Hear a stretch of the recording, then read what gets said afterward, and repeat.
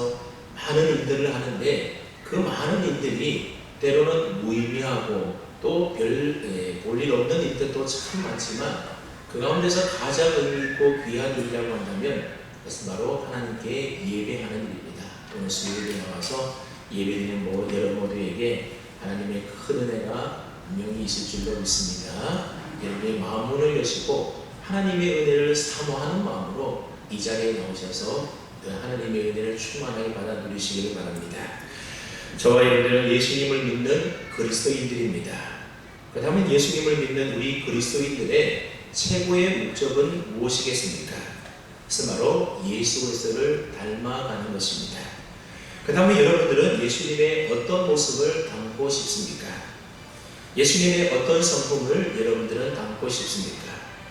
저는 목회자이기 때문에 예수님의 능력을 닮았으면 참 좋겠다 그런 생각을 종종 해봅니다.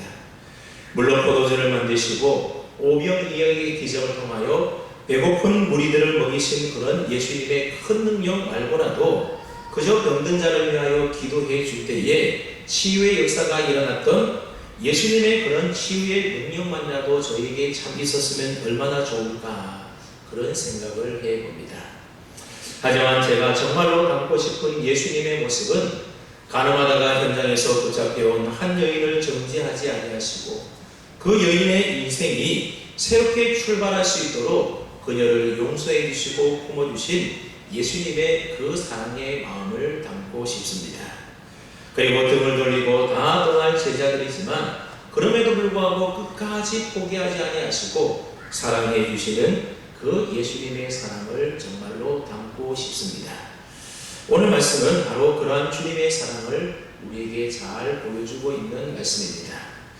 오늘 본문은 요한복음을 크게 나눌 때에 후반부가 시작되는 요한복음 13장 시작하는 첫 두 구절의 말씀입니다. 요한복음을 연구하는 유명한 한 성경학자는 이 요한복음을 가리켜서 성경의 성소이다 그렇게 표현한 바가 있습니다. 그리고 요한복음 13장부터 17장까지의 말씀을 성경의 지성소다 그렇게 말씀하기도 했습니다. 저 요한복음 13장부터 17장까지에는 예수님께서 잡히셔서 죽으시기 전까지 제자들과 함께 보내시면서 그들에게 설교했던 말씀들과 그리고 예수님께서 하셨던 대제사장의 기도가 그곳에 기록되어 있습니다. 특히 이 부분에는 하늘에 관한 말씀들 그리고 새 계명에 관한 말씀, 보혜사 성령님의 인격과 사역에 관한 말씀 그리고 그리스도와 제자들 사이에 상호 연합의 관계와 그리고 기도를 주제로 한 주옥 같은 말씀들이 바로 이 요한복음 13장부터 17장까지 기록되어 있습니다. 그래서 요한복음 13장에 오게 되면 여러 가지 상황들이 바뀌게 되는 것을 보게 됩니다. 12장까지에서는 예수님께서는 불특정한 다수의 사람들인 대중들에게 복음을 전하시고 그들에게 설교를 하셨습니다. 그래서 요한복음 12장의 설교가 예수님께서 대중들에게 하셨던 마지막 설교의 말씀이셨습니다. 그러나 13장에 들어오게 되면 그동안 공개적으로 설교해 오셨던 예수님께서 이제부터는 비공개적인 이야기들을 하시고 그리고 대중들에게 설교하시던 예수님께서는 이제는 소수의 선택된 몇 사람의 제자들을 향하여 설교를 하게 되는 겁니다. 그리고 이전에는 사람들이 많은 광장이나 성전에서 설교를 하셨다라고 한다면 이제는 마가의 다락방에 모여서 마지막 식사를 하시면서 제자들에게 이야기하시고 기도하는 내용들이 바로 요한복음 13장부터 17장까지의 내용의 말씀들입니다.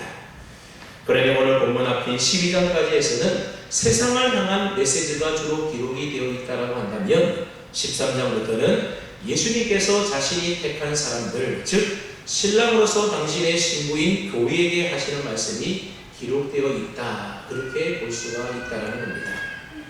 특이하게도 13장부터 17장까지의 말씀은 사랑으로부터 시작해서 사랑으로 마치고 있는 것을 보게 됩니다. 그러니 예수님께서는 자신이 택한 사람들에게 사랑에 관하여 마지막으로 말씀하셨다 그렇게 볼 수가 있습니다. 최후의 만찬의 장소인 마가의 다락방에는 예수님께서 택하신 소수의 제자들 12만이 그곳에 있었습니다. 그곳에는 그동안 예수님을 집요하게 괴롭던 사람들도, 또 예수님을 체포하려고 했던 종교 지도자들도, 당시의 높은 지위의 사람들도 그곳에는 아무도 없었습니다. 오직 예수님은 소수의 자기 사람들, 즉 12제자들에게 비밀스러운 이야기를 하기 시작했던 겁니다. 오늘 본문은 13장 1절과 2절 말씀인데, 먼저 1절 말씀에 보게 되면 이 1절 말씀은 한 절에 불과하지만 이 한 절의 말씀 속에는 굉장히 중요한 내용의 말씀들이 많이 기록되어 있음을 볼 수가 있는데, 우리 한번 1절 말씀을 무슨 말씀인지 뜻을 잘 생각하면서 우리가 다시 한번 읽어보도록 합니다. 1절입니다. 시작.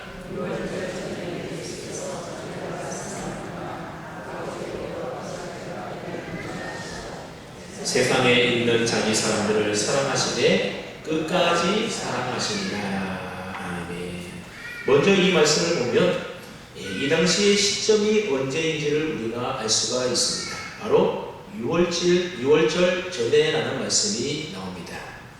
요한복음에 의하면 예수님은 6월절 어린 양으로 이 땅에 오셨고, 특별히 예수님께서는 6월절 양 잡는 시간에 죽으셨다는 것을 강조하고 있습니다.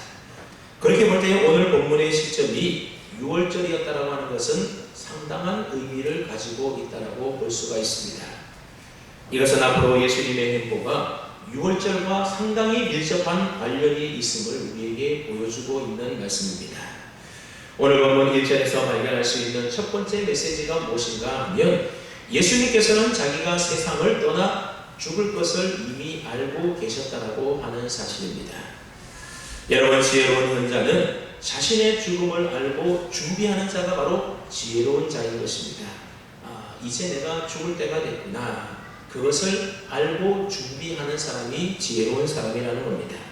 근데 미련한 사람은 자신의 한계를 모르고 자신의 죽을 날도 모르고 그저 이 땅에서 영원히 사는 줄로 알고 아무런 죽음의 준비도 없이 땅의 것만 바라보면서 엉벙덩벙 사는 자가 바로 미련한 자라는 것입니다. 그래서 그저 자신의 감정대로 소리나 지르면서 자기의 본능대로 또 자기 욕심대로 자기 마음대로 살아가는 사람, 그 사람은 지혜로운 사람이 아니라 바로 미련한 사람이라는 겁니다. 근데 예수님은 자신이 언제 죽어야 되고 또 어떻게 죽어야 하고 또 어디서 죽어야 하고 왜 죽어야 하는지에 대하여 예수님은 명확히 잘 알고 계셨다는 겁니다. 이제 저녁 식사를 마치시고 밤이 찾아오게 되면 예수님은 군병들에게 체포를 당하시게 되고, 그리고 많은 고난과 신문을 받으시고 결국 날이 밝게 되면 십자가에 달려서 처형당해서 죽게 되었던 겁니다. 예수님은 6월절 어린 양으로 이런 죽음을 당하여 세상을 떠날 것을 이미 다 알고 계셨던 것입니다. 여러분, 지혜로운 사람은 자신의 인생의 끝을 알고 자기 죽음을 생각하고 준비하는 사람이라고 했습니다. 그래서 하나님 앞에 믿음으로 나아가는 자가 바로 지혜로운 자인 것입니다. 예수님은 자신이 이 세상에 오신 목적이 무엇인지를 너무나도 잘 알고 있었던 겁니다. 온 인류의 죄를 위하여 십자가에 못 박혀서 죽어야 한다는 그 사실을 예수님은 너무나도 잘 알고 계셨고, 그래서 그것을 피하지 않았던 것입니다. 오늘 본문 1절은 바로 이러한 사실에 대하여 기록을 하고 있는 겁니다. 여러분들도 내 인생의 때와 죽음의 때가 있음을 분명히 알아서 그 죽음의 때를 우리가 잘 준비하여 우리 마지막 죽을 때에 복된 죽음을 맞이할 수 있는 지혜로운 자들이 다 되어야 하겠습니다. 그다음에 여러분, 죽음이라는 것이 무엇이겠습니까? 예수님에 의하면 죽음은 끝이 아니라는 겁니다. 근데 여러분, 사람들은 다 죽음을 어떻게 생각합니까? 죽으면 모든 것이 다 끝난다, 그렇게 생각을 합니다.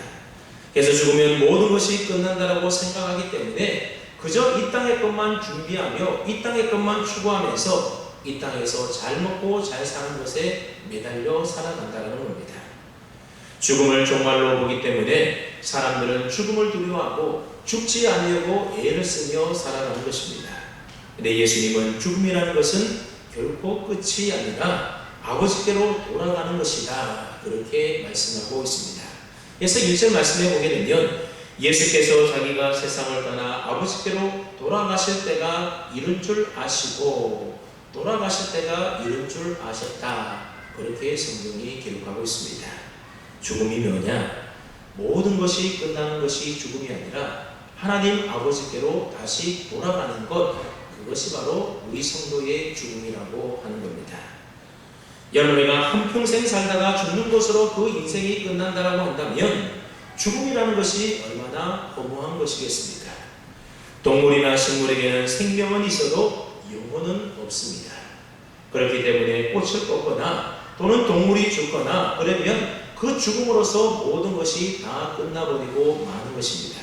그러나 여러분, 저와 여러분들 우리 인간들은 결코 동물이나 또는 식물과 같은 그런 존재가 아니라는 겁니다. 우리 인간은 하나님의 형상대로 지음을 받은 영적인 존재이기 때문에 죽음이 결코 끝이 아니라는 겁니다. 여러분, 우리 인생을 향한 세 가지 철학적 질문이 있지 않습니까? 우리 인생은 어디에서 와서 무엇을 하다가 어디로 가는 것일까? 이 세 가지 질문이 바로 우리 인생을 향한 철학적인 세 가지 질문입니다. 여러분, 세상 사람들은 우리 인생을 향한 이 세 가지 질문에 대한 온전한 해답을 갖고 있지 않고 살아갑니다. 그러나 저와 여러분들처럼 예수 믿는 사람들은 이 질문에 대한 분명한 해답을 갖고 있습니다. 저와 여러분들은 어디에서 왔습니까? 부모님께로부터 왔습니까? 우연히 태어났다고요? 아니면 뭐라는 원치도 않았는데 실수로 태어난 것입니까? 결코 그렇지가 않습니다. 오늘 저와 여러분들은 모두가 다 하나님께로부터 이 세상에 왔음을 우리는 분명히 믿어야 하는 겁니다. 하나님께서 우리를 이 세상에 보내셨다라는 겁니다. 우리는 결코 이 세상에 우연히 던져진 존재가 아닌 것입니다. 그렇다면 우리가 이 세상에 와서 무엇을 하며 사는 것이겠습니까? 그저 이 세상에 태어났으니 그냥 초등학교, 중학교, 고등학교, 대학교 다니다가 직장을 구하고 또 결혼할 때가 되어서 결혼도 하고 애도 낳고 기르면서 그렇게 잘 먹고 잘 살다가 사는 것, 이것이 우리가 이 세상 살아가는 목적이겠습니까? 결코 그렇지가 않다는 겁니다. 하나님께서 우리를 이 세상에 보내신 목적에 따라서 하나님을 위하여, 하나님의 영광을 위하여 하나님을 잘 섬기는 그런 믿음의 삶을 살아가기 위해서 우리가 이 세상에 보내어졌다라고 하는 겁니다. 나를 위해서 살다가 가는 것이 우리의 인생의 목적이 아니라는 겁니다. 그 다음에 세 번째 질문인, 그러면 우리가 죽으면 어디로 가는 것이겠습니까? 바로 하나님께로 돌아간다라는 겁니다. 죽으면 모든 것이 끝나고 없어지고 사라지고 그것이 아니라 우리가 죽게 되면 하나님께서 우리를 보내셨기 때문에 그 하나님께로 우리가 다시 돌아가게 되는 겁니다. 예수님은 이 사실에 대하여 정확하게 알고 계셨던 겁니다.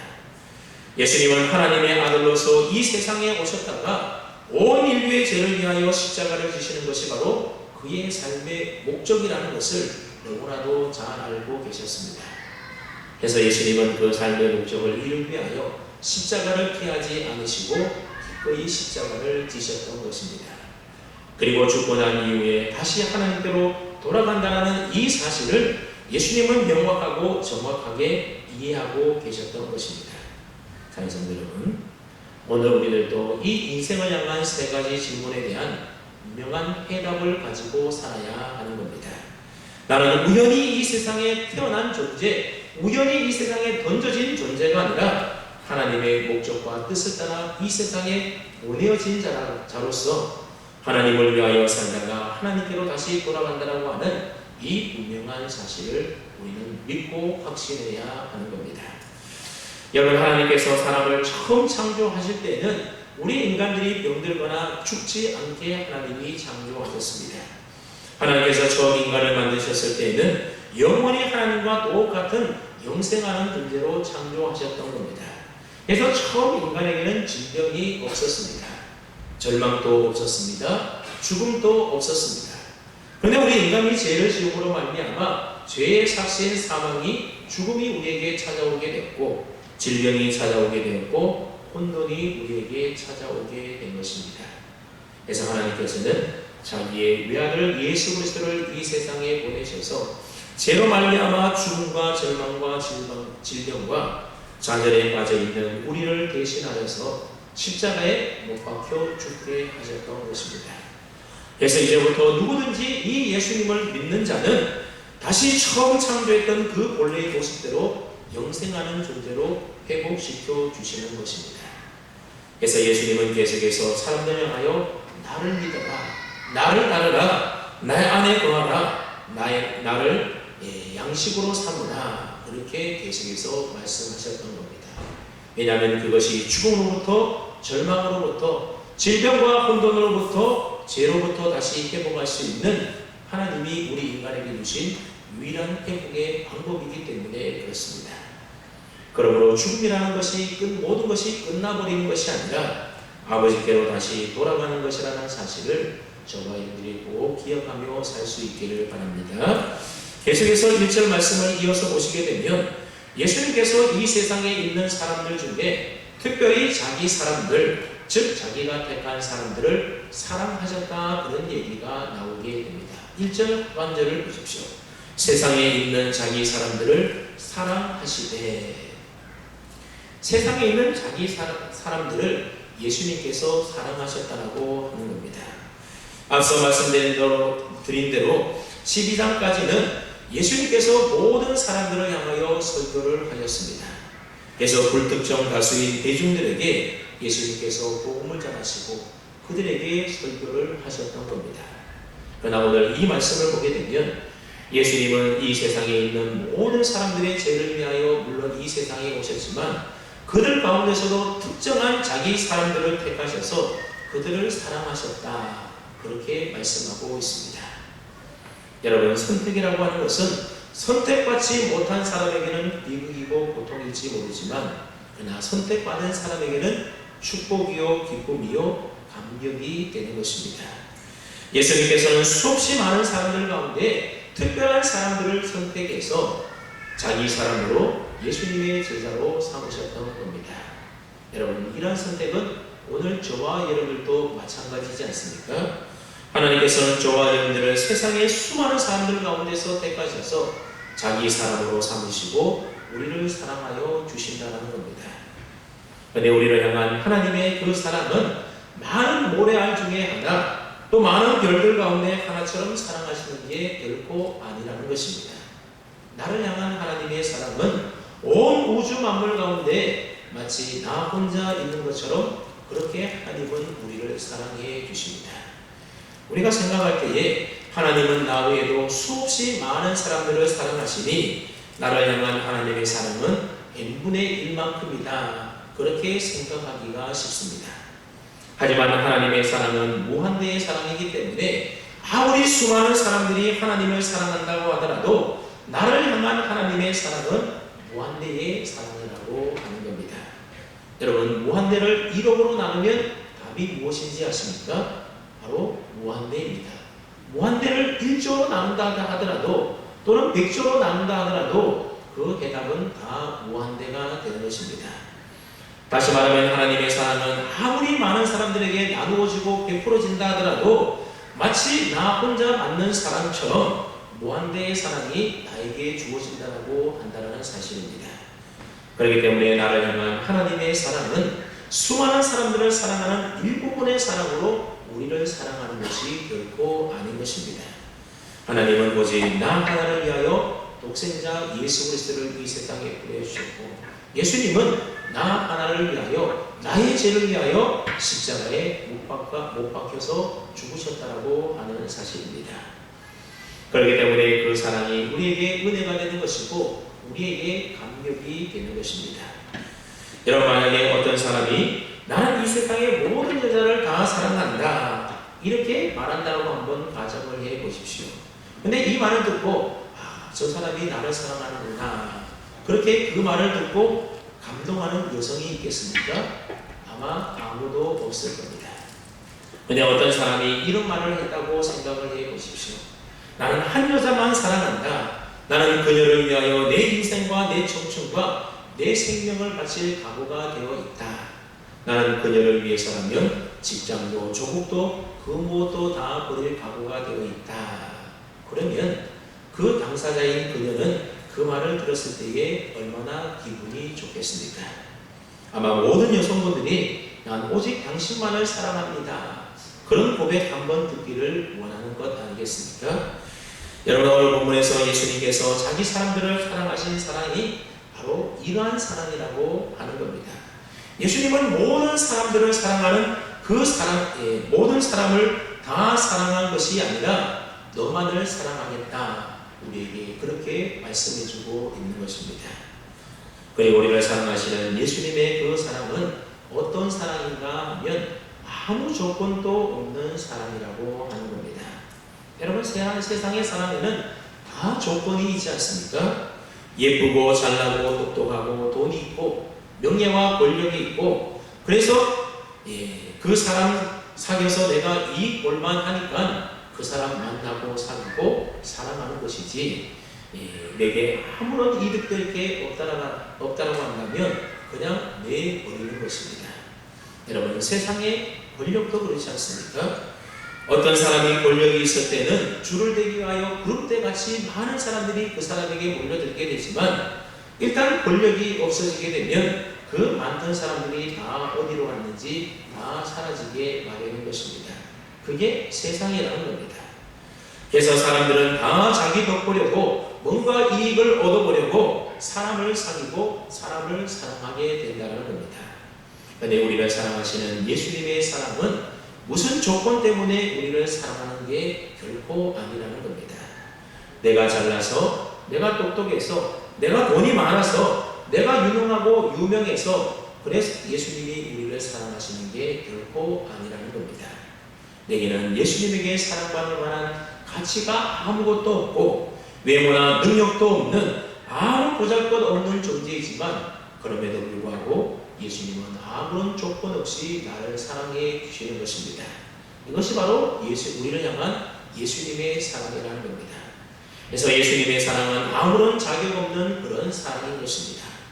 예수님은 그저 아무런 조건도 없이 아무런 우리가 자격을 갖추지 못했더라도 무조건적으로 우리를 사랑해 주시는 것입니다. 예수님의 사랑은 너가 날 사랑했기 때문에 내가 너를 사랑한다, 그런 주고받기식의 사랑도 아니라는 것입니다. 예수님의 사랑은 선택과 은혜의 사랑인 것입니다. 여러분, 하나님께서 왜 나 같은 사람을 선택하고 뽑으셔서 하나님의 자녀 삼아주셨습니까? 그것은 나도 모릅니다. 그 선택에는 해답이 없다는 겁니다. 그냥 하나님께서 우리를 택하여 주신 것입니다. 은혜 또한 왜 예수님께서 내게 그런 은혜를 베풀어 주셨는지, 왜 나에게 그렇게 잘 해주시는지 사실 해답이 없습니다. 그냥 무조건적으로 나에게 은혜를 베풀어 주시고 사랑해 주시는 것입니다. 이처럼 예수님은 그렇게 택하신 우리를 사랑해 주셨는데 어느 정도까지 사랑해 주셨습니까? 자기의 생명을 압박할 만큼, 그만큼 우리를 사랑해 주셨습니다. 우리 인간은 아무리 사랑을 한다 하더라도 다 한계를 그어놓고 그 한계의 범위 안에서 사랑을 하게 됩니다. 그러다가 마음에 들지 않거나 상대방에 대한 마음이나 애정이 식어버리게 되면 결국 나중에는 다 버리게 되는 겁니다. 그래서 우리 인간의 사랑은 지극히 이기주의적인 사랑인 것입니다. 사랑한다고 말은 그럴듯하게 하지만 그 내면 세계를 파고 들어가 보게 되면 다 이기주의적인 사랑을 우리 인간들은 하며 산다는 겁니다. 그래서 다 조건이 많고 이해관계가 있어서 사랑하는 것뿐이라는 겁니다. 물론 자식을 향한 부모님의 사랑처럼 이해관계와 이기주의를 넘는 그런 사랑들도 물론 있습니다. 그것조차도 어떻게 보면 한계가 있는 사랑이라고 하는 겁니다. 하지만 예수님의 사랑은 그 모든 조건과 이해관계를 뛰어넘어서 자기의 생명을 버리시면서까지 우리를 사랑해 주신 사랑이라고 하는 겁니다. 그렇다면 예수님의 사랑은 과거로 끝난 사랑이겠습니까? 그렇지가 않습니다. 예수님은 과거에 사랑했던 십자가의 사랑을 지금도 똑같이 사랑하고 계시고, 미래에 내가 죽을 때까지도, 아니 죽음 그 이후에도 예수님의 그 사랑은, 우리를 향한 예수님의 그 사랑은 결코 포기되거나 또는 변경되지 않는다라고 하는 사실입니다. 오늘 본문 1절 말씀을 끝에 한번 보십시오. 자기 사람들을 사랑하시되 끝까지 사랑하시리라. 끝까지 사랑하셨다라고 말씀하고 있습니다. 예수님은 자신이 택하신 자기 사람들을 사랑하시되 끝까지 사랑하시는 분이라고 하는 것입니다. 여러분, 끝까지 사랑한다는 말은 과거에도 사랑하셨지만 현재도 변하지 않고 계속 사랑하고 있고 앞으로의 미래에도 변치 않는 사랑으로 내가 너를 사랑할 것이다. 그것이 바로 끝까지 사랑하는 사랑이지 않습니까? 끝까지 사랑한다는 말은 한순간의 뜨거운 열정이 결코 아니라는 겁니다. 여러분, 우리 사람들이 꿈꾸며 생각하는 사랑은 어떤 사랑입니까? 마치 로미오와 줄리엣에 나오는 그 사랑처럼 환상적이고 뭔가 열정적인 그런 사랑을 꿈꾸기 마련이라는 겁니다. 근데 가만히 좀 제가 생각을 해보았는데, 만약 로미오와 줄리엣이 결혼해서 애를 낳고 나중에 결혼해서 함께 살았다라고 한다면 어떻게 되었을까? 정말 그렇게 죽을 때까지 지고지순한 사랑으로 서로 그렇게 사랑하며 아끼며 살았을까? 아마 어쩌면 맨날 싸우며 살았을지도 모릅니다. 그러다가 헤어졌을지도 모르겠습니다. 젊은 날의 한순간의 열정이 영원한 사랑이냐? 결코 그게 아니라는 겁니다. 세월이 지나가고 늙어가면 영원할 것 같은 그 사랑도 사람은 변하기 마련이라는 것입니다. 그다음에 예수님께서 자기 사람들을 끝까지 사랑했다는 말은 무엇을 말하는 것이겠습니까? 주님의 그 사랑이라고 하는 것은 단순한 한순간의 감정이나 한순간의 열정이 아니라고 하는 겁니다. 여러분, 한순간의 열정은 한순간으로 끝나지 끝까지 가지 않는 경우가 많다는 겁니다. 여러분, 그래서 사랑은 바로 의지입니다. 하나님께서 내가 너를 사랑하겠다라고 결정하신 변하지 않는 하나님의 그 의지가 바로 끝까지 사랑한다는 말의 의미라는 것입니다. 그래서 과거에도 그 사랑이 변하지 않았고 현재도 변하지 않고 미래도 변하지 않을 이러한 확고한 하나님의 의지, 그것이 바로 끝까지 우리를 사랑하신다는 말의 의미인 것입니다. 그러므로 끝까지 사랑한다는 말씀에는 상황이 변하고 환경과 세월이 변해도 끝까지 변치 않고 사랑하겠다고 하는 하나님의 의지가, 예수님의 의지가 그 속에 담겨져 있는 것입니다. 또한 끝까지 사랑한다는 말은 내가 어떤 실수와 죄를 범한다 하더라도 그것까지도 다 포용하고 용서하시겠다는 의미가 담겨져 있는 말입니다. 그래서 끝까지 사랑한다는 것은 살아서도 사랑하고 죽어서도 사랑한다는 말이 되는 것입니다. 이것이 바로 세상에 있는 자기 사람들을 사랑하시되 끝까지 사랑하신 주님의 사랑을 의미하는 말인 것입니다. 여러분, 우리 인간의 사랑은 그렇게 하지 못하지 않습니까? 그냥 하나님의 사랑, 우리 주님의 사랑은 내가 죽고 난 이후에도 그 사랑은 변하지 않고 계속해서 존재하는 사랑이요, 꼭 내가 어떤 실수를 하더라도 다 용서하고 포용하고 덮어주는 사랑이요, 아무리 환경이 변해도 끝까지 사랑하시는 한계가 없는 끝없는 사랑이 바로 우리 주님의 사랑이라고 하는 것입니다. 우리를 향한 예수님의 이러한 사랑은 바로 십자가로 보여주신 사랑인 것입니다. 그러면 여러분, 우리는 안심해도 좋습니다. 우리가 예수님을 믿을 때에 완전해서 모든 것들을 완전해서 예수님을 믿는 사람이 어디에 있겠습니까? 다 나름대로 부족하고 연약한 부분들이 있기 마련입니다. 또 겉으로는 잘 믿는 척 하면서도 속으로는 적당히 믿는 이중적인 모습을 가질 때도 우리가 참 많이 있지 않습니까? 그래도 하나님은 그러한 우리들을 끝까지 사랑하여 주신다는 겁니다. 사랑하시되 끝까지 사랑하여 주십니다. 왜냐하면 하나님은 우리의 어떤 조건을 보시고 사랑하는 것이 아니기 때문에 그렇습니다. 그래서 하나님은 우리를 끝까지 용서하시고 참고 기다려 주십니다. 이것이 바로 우리를 향한 주님의 끝없는 사랑의 모습이라는 겁니다. 오늘 우리는 또 주님의 이 사랑을 본받고 닮아야 하는 것입니다. 계속해서 2절 말씀을 보는데 우리 2절 말씀을 우리가 다 함께 읽어보겠습니다. 2절입니다. 시작.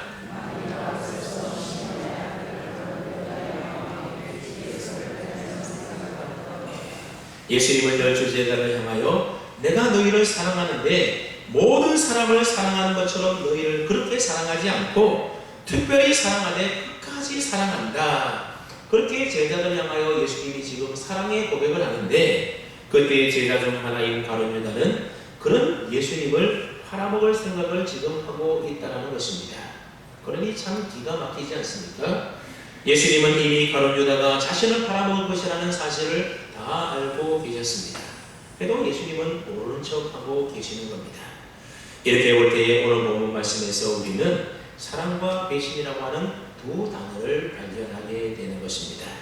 여러분, 사랑과 배신은 드라마의 주제가 아니라 예수님께서 제자들과 마지막 식사를 하셨던 최후의 만찬의 주제였던 것입니다. 예수님의 그 사랑 뒤에는 제자들의 배신이 기다리고 있었던 겁니다. 예수님의 조건 없는 사랑, 무한한 사랑, 용서하시는 사랑, 한계가 없는 그 사랑이 있음에도 불구하고 그 사랑 뒤에는 가룟 유다처럼 예수님을 팔아먹어야 하겠다고 하는 사탄의 생각을 하는 배신이 그들 가운데 있었던 것입니다. 그러니 사랑과 배신은 유월절 식탁에 함께 놓여 있었던 두 메뉴다, 그렇게 볼 수가 있습니다. 자녀들 여러분, 지금 여러분들의 신앙의 균접한 주소는 어디에 있습니까? 사랑입니까? 아니면 배신입니까? 교회 잘 나오는 척, 예수님을 잘 믿는 척 하면서도 속으로는 딴 생각을 하고 있지는 않습니까? 그래서 교회를 이용하고 하나님을 이용해서 나의 사심을 챙기고 나를 높이려고 하는 그런 잘못된 생각이 혹시 없습니까? 그런 생각이 있다면 그것은 바로 배신이 되는 겁니다. 저와 여러분들은 절대로 그런 사람이 되지 않기를 바랍니다.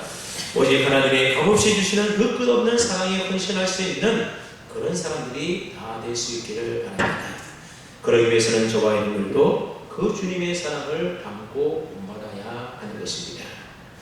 한 마을에 효심이 지극한 한 청년이 있었다고 합니다. 노모이신 어머니가 죽기 전에 꼭 한번 나라의 임금님 한 번 뵙고 세상을 떠나는 것이 이 어머니의 소원이었습니다.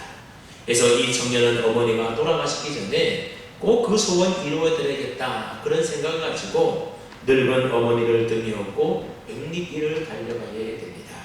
산을 넘고 물을 건너서 모든 수고를 아끼지 않고 오직 어머니의 그 소원 이루어드리기 위해서 콩골로 이 청년이 달려갔던 겁니다.